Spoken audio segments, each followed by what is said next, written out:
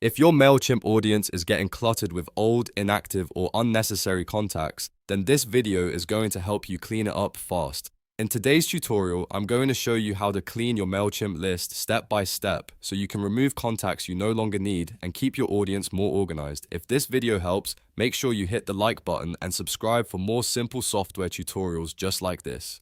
Alright, let's jump into it. First, open your web browser and go to MailChimp.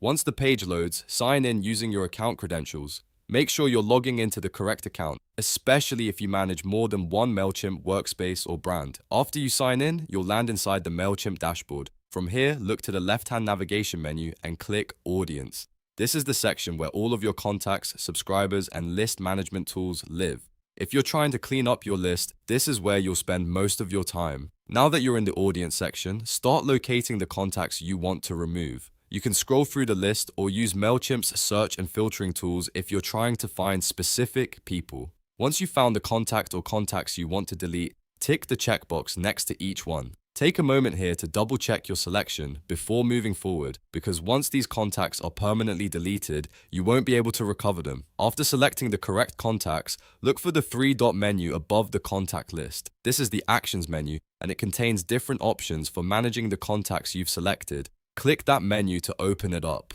From the available actions, choose Delete. MailChimp will now show you a confirmation screen so you understand exactly what happens next.